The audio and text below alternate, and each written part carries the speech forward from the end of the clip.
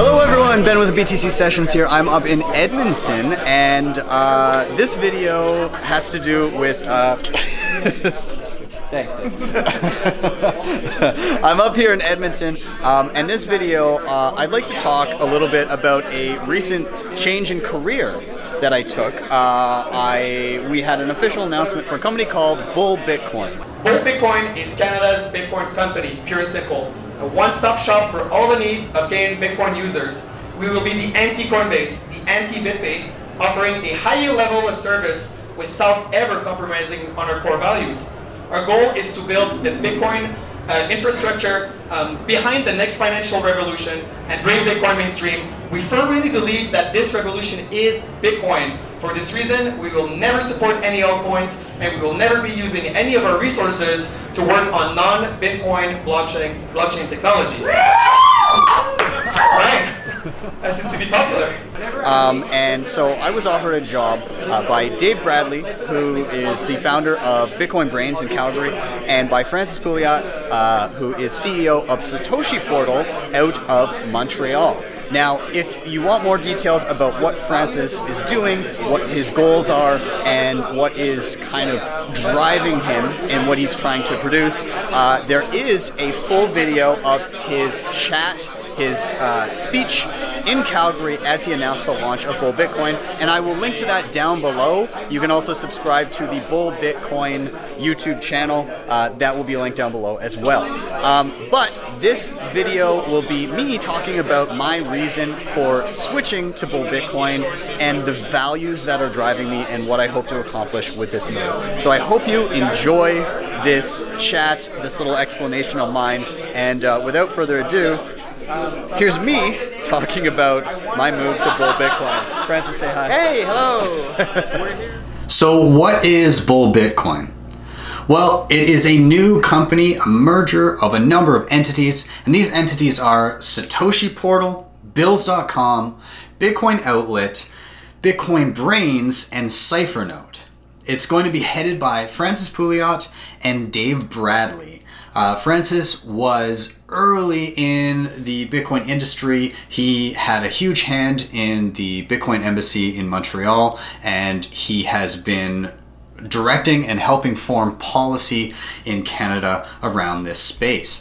Dave Bradley also is very, very early to the Bitcoin game. He had the very first OTC Bitcoin store that you could go to in the world. And he also operated a number of the first Bitcoin ATMs in the world. So these are two guys that I very much respect and I'm super excited to be working for.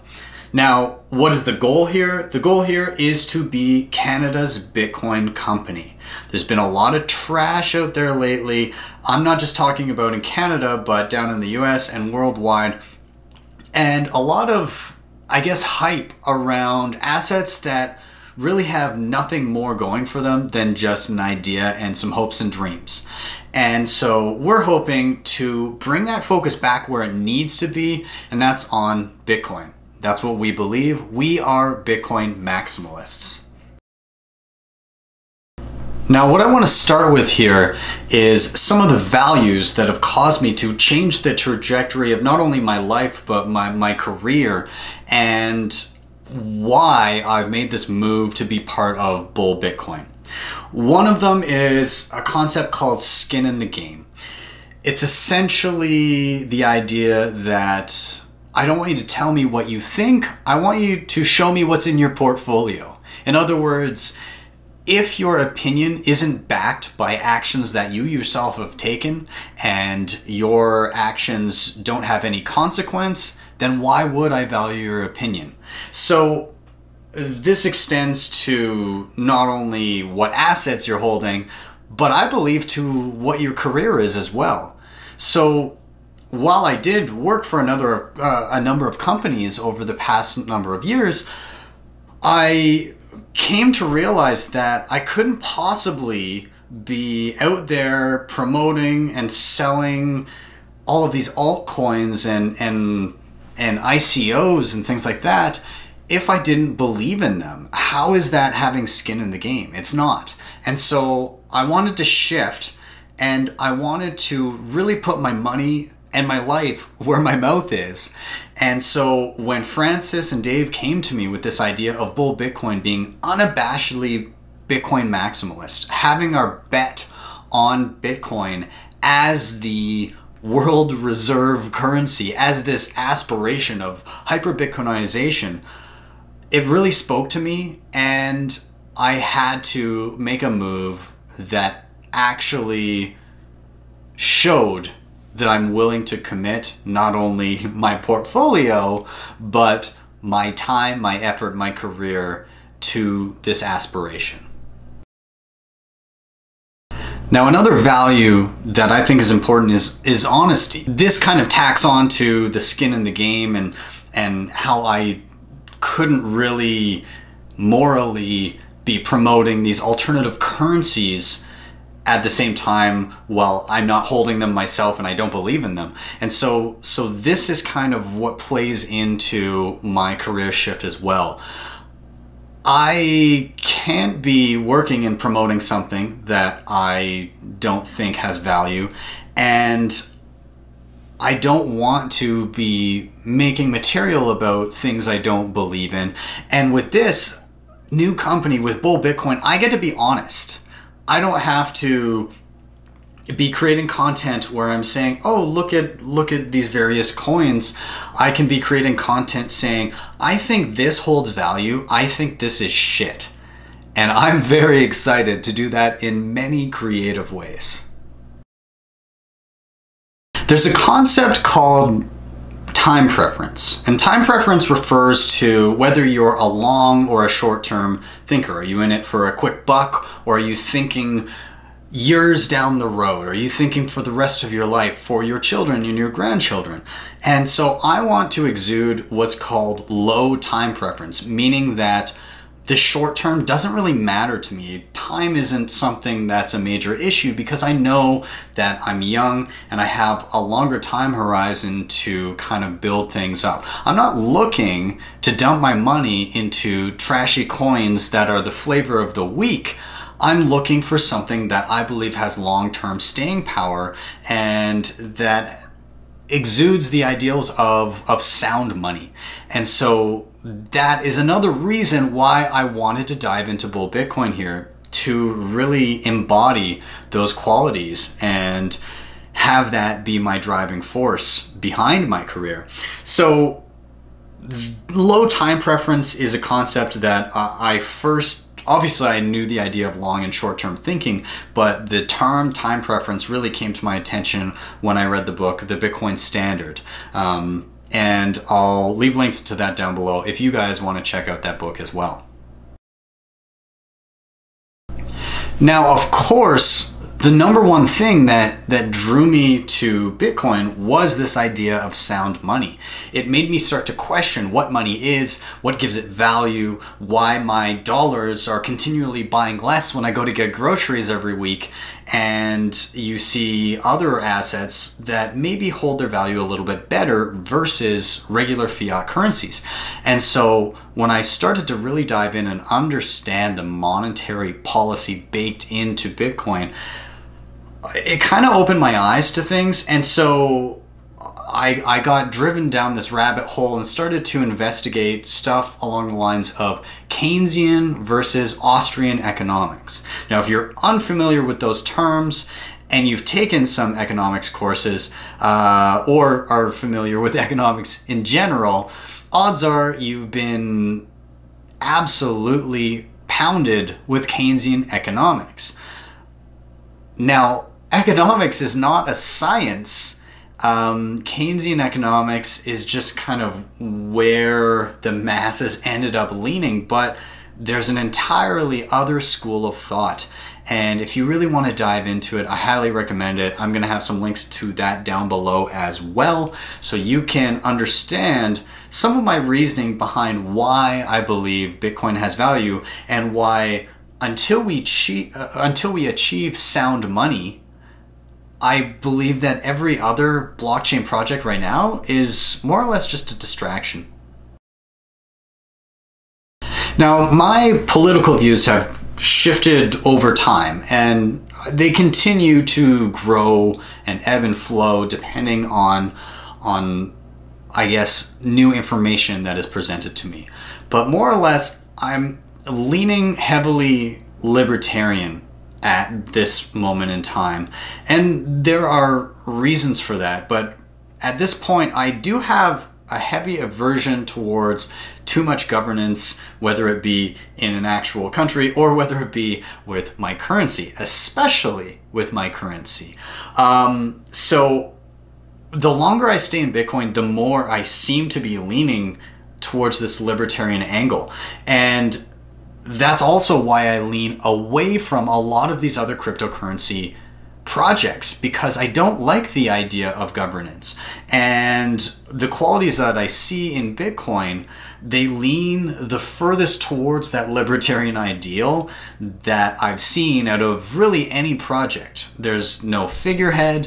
There's this amazing balance between miners and users and wallet and software providers and the devs. There's so much kind of all coming together in this perfect storm where no one entity or group of people can pull Bitcoin in any one direction. So this libertarian angle has also very much drove me in this direction towards Bitcoin, but also towards bull Bitcoin because of the ideals that they exude and the fact that they are pushing for Bitcoin to be this separation of money and state. So with that said, what are some of the goals of bull Bitcoin? What are they trying to build? And what are some of the facets of these organizations that are now all coming together into one? Well, one of them is to provide a transparent way for Canadians to buy Bitcoins at a fixed rate. So what that means is normally when you go online to an exchange and you want to buy Bitcoin, sure, there's a current selling rate, but what you're doing is you're putting your money into a market book and you're buying from the next person in line. And if that person doesn't have enough Bitcoin for everything that you wanted to buy, then you move up the list to the next person, which is probably selling at a higher price. And so you don't get the actual price that you saw at the bottom there. You start diving into these higher prices the more you're buying. And if you're buying an amount like $100,000, well, you're going to eat through a bunch of those orders and your average price is going to be much higher than you thought. Not only that, but you have fees when you fund the exchange, you have fees when you take money away from the exchange. So they're trying to make that as transparent as possible and just make it a straight price and as easy as possible for people to get their money in. Not only that, but the idea is to never hold funds for anyone. The idea is that we want your Bitcoin to be in your own private wallet, which I think is incredibly important for individual security, and I think it's a practice that should be pushed upon users as much as possible. Another thing that we're looking to do with bull Bitcoin, namely bills coming into the fold, bills.com, it's spelled B-Y-L-L-S. This allows Canadians to pay more or less any bill that they have with their Bitcoin. So let's say that you get paid in Bitcoin, you no longer have to convert back to dollars in order to pay your bills. You can just pay them directly through the bills platform. So what we get into a situation of here is where we can actually start to build an ecosystem where you actually have an economy based on Bitcoin itself. And we're trying to bridge those gaps that we have right now. And I'm very excited to do that. Bills is a fantastic platform. It's been around for quite some time. They've got thousands and thousands of billers, and it's pretty well known worldwide. So if you haven't seen it yourself, you should probably check it out. And I'm very glad that this is part of bull Bitcoin now. Another facet of bull Bitcoin is, of course, going to be education. We want to try to put together material that's going to be educating not just for people that are only for Bitcoin, but people that have maybe been burned a little bit by the bear market and by some of these broken promises on behalf of teams and coins that have been out there. Not only that, but they may have been more or less misled or funneled into trying alternative currencies. And in the long run, from what we've seen, that can be very detrimental to one's portfolio. So the content that we want to create is going to be focused around, hey, why are we Bitcoin maximalists? What are we trying to achieve here? Why do we believe that Bitcoin is so important? Why don't we place the same importance on these other coins?